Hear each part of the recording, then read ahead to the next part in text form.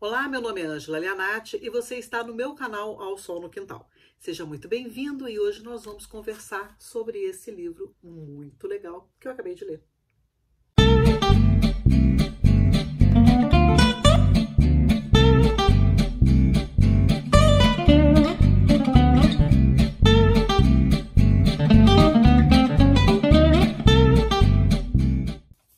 Então, gente, vamos conversar sobre esse livro que foi lançado pela Companhia das Letras na Praia, de Ian McEwan.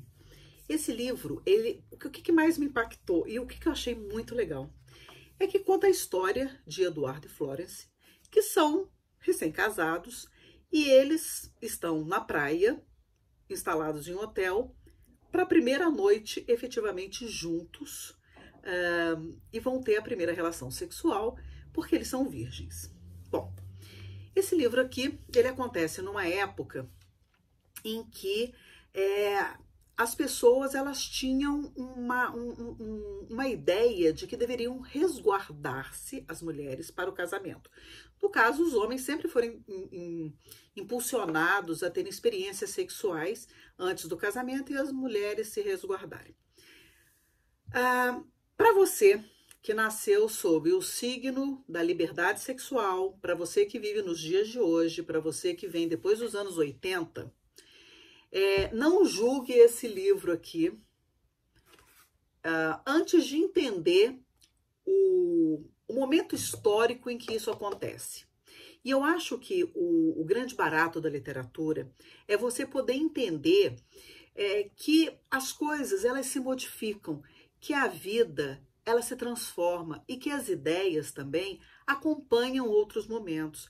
Eu fui de um tempo que eu fui educada exatamente nesse momento tradicional, nesse sistema tradicional. Eu deveria me guardar virgem para o casamento. E todas as minhas amigas também deveriam.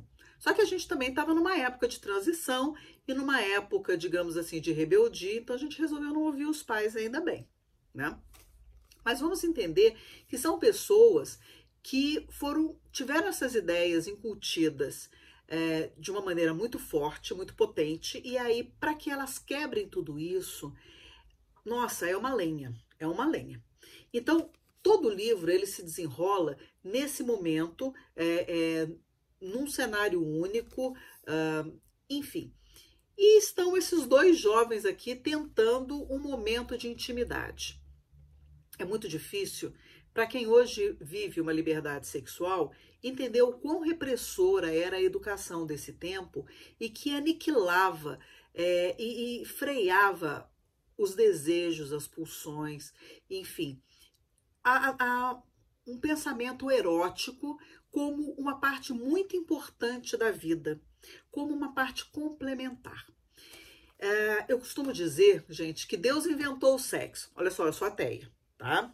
Então, assim, isso aqui é para a maioria das pessoas, né, que creem em Deus entenderem.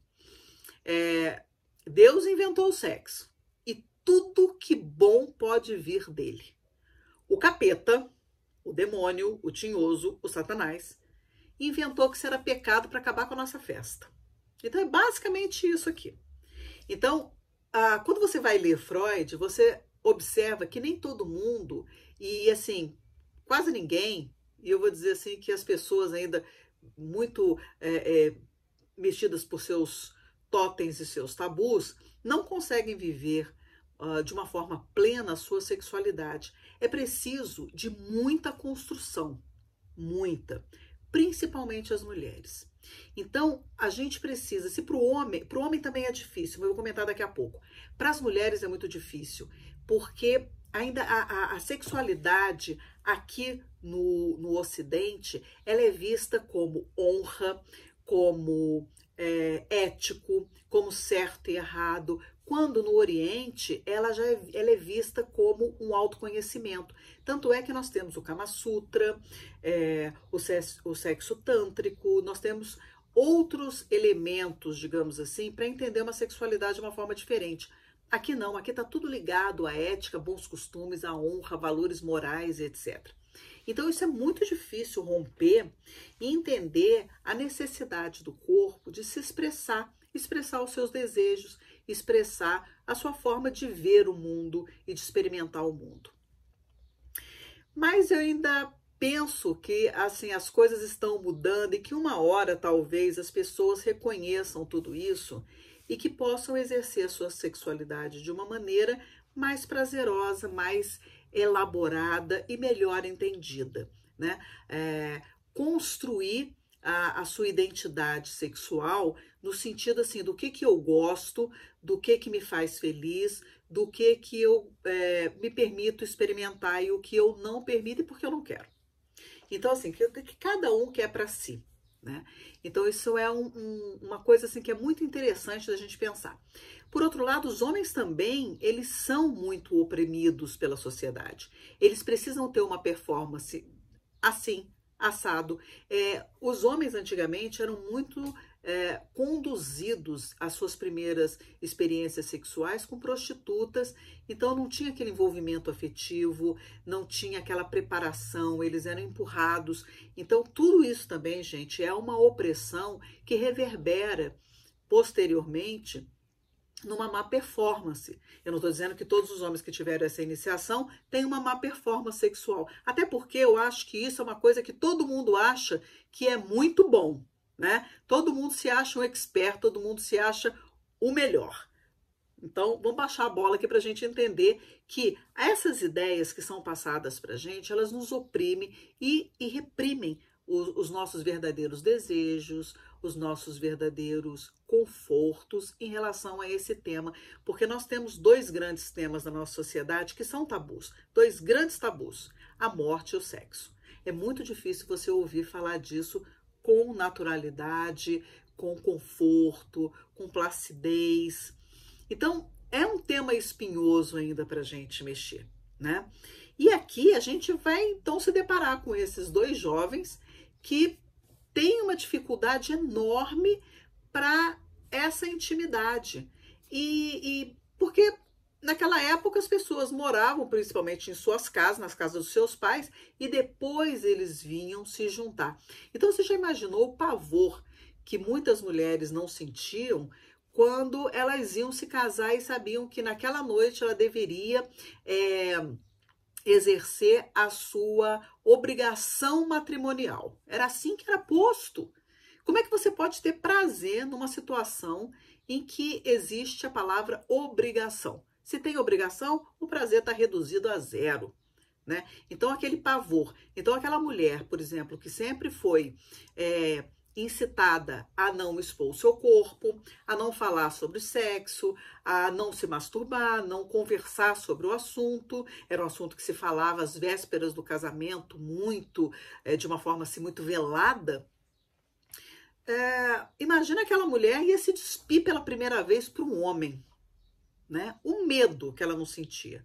E por outro lado, um homem também perturbado porque ele também se guardou virgem para esse momento e ele precisava então se preocupar com a sua performance, porque a expectativa dela em relação a ele era enorme e por outro lado a expectativa dele em relação a ele mesmo era maior ainda. Bom, aí você já vê como é que o romance aqui, né, como é que essa história, como é que essa narrativa, ela se desenvolve. E aí traz muitas reflexões sobre um rompimento, né, uma necessidade de mudança nessa questão que é o autoconhecimento. Porque para você exercer a sua sexualidade de uma forma bastante satisfatória, é preciso de um autoconhecimento. E é preciso também de uma disposição para isso. Por outro lado, você também precisa jogar fora todas aquelas bobagens que falaram para você, ensinaram para você, incutiram na sua cabeça, para que aquilo fosse o terror. Por outro lado, a gente também precisa entender que o sexo bom é com quem você tem intimidade. Dificilmente ele vai ser pleno, ele vai ser prazeroso, ele vai ser marcante de uma forma assim muito intensa, se não houver intimidade entre as pessoas. Então a gente precisa pensar nisso para entender que não haveria a menor possibilidade disso se desenrolar bem. Eu tô dando spoiler? Desculpa. Se desenrolar bem numa situação em que não há a menor intimidade para isso. As pessoas não são íntimas. As pessoas, elas não conseguem falar, elas não conseguem conversar, elas não conseguem, enfim, interagir. Então fica muito impossível, digamos assim, fica muito difícil isso acontecer. Porque o sexo, é claro que você tem o corpo inteiro. É o corpo inteiro. Então, se você não entender isso, você vai ficar focando lá, procurando ponto Z, Y, A, B. Não, gente. Brinca no mapa todo. Para de ficar procurando região, né? Brinca no mapa todo. E como que você vai falar sobre isso com pessoas que são absolutamente travadas? Tá aqui, ó. Esse aqui é um ótimo livro para você entender uma situação da qual você não participou, que você não fez parte, de uma época que você não foi criada e que você foi criada com mais abertura e assim mesmo a sua sexualidade não está tão bem resolvida assim. Convenhamos, né? E é por isso que o consultório dos psicólogos ficam lotados, tá bom? Então, gente, por hoje é só. Comenta aqui se você já leu esse livro e o que você achou. Enfim, quais são os seus entendimentos? Gente, um beijo grande para você. Até a próxima. Tchau.